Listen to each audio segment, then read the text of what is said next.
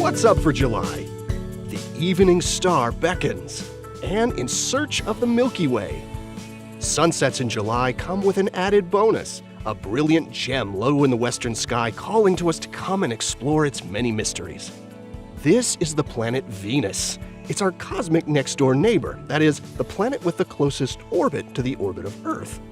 It's often thought of as Earth's sister planet, given that it's also a rocky world of the same size, though Venus developed into a hellishly hot world where Earth became the cool blue planet we know and love.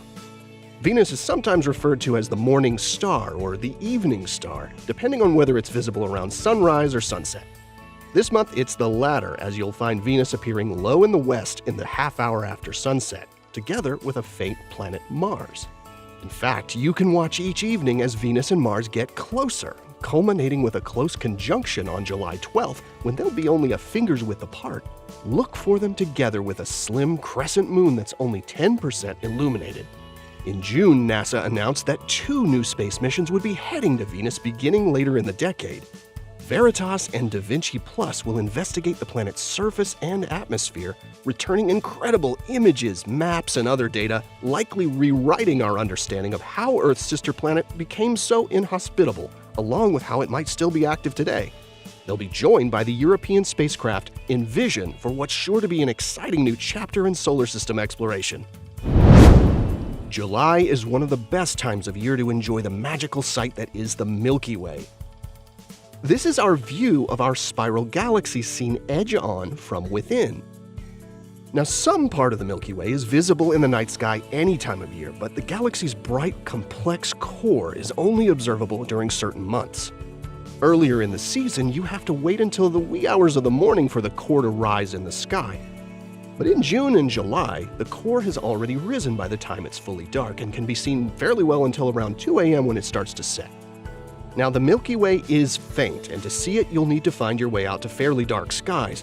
But as long as you're below about 55 degrees north latitude, you should be able to observe the Milky Way core. Southern Hemisphere observers have it even better as the core appears much higher overhead there. One super important tip is to avoid the full moon and the days close to it, since a bright moon overwhelms the faint glow of the Milky Way. The 3 or 4 nights around the new moon are best, but the week before and after is also okay. You just have to note when the moon will be rising or setting.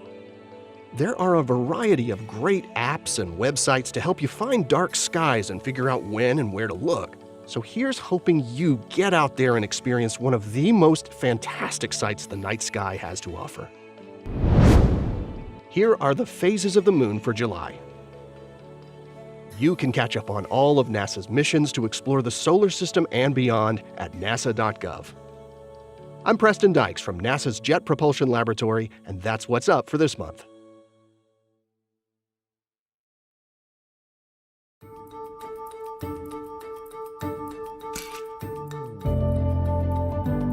The way you and I might take a selfie is by holding a camera out with our arm and taking a single image. The way the rover takes a selfie is a little more complex than that.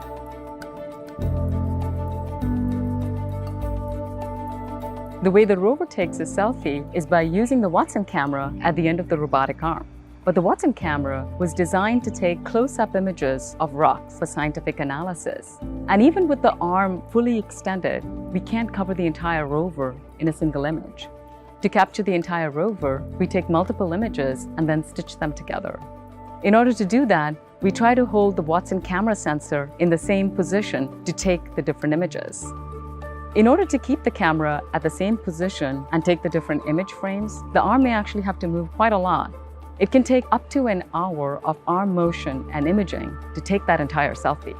The reason you don't see the robotic arm in the selfie is because it's moving between the different image frames that we are taking.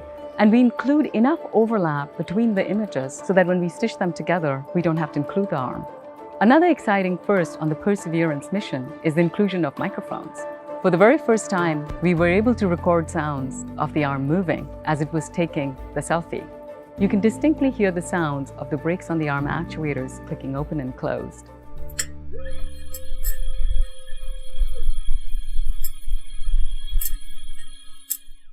And at times, as the motors are changing speed, it almost sounds musical, like a flute.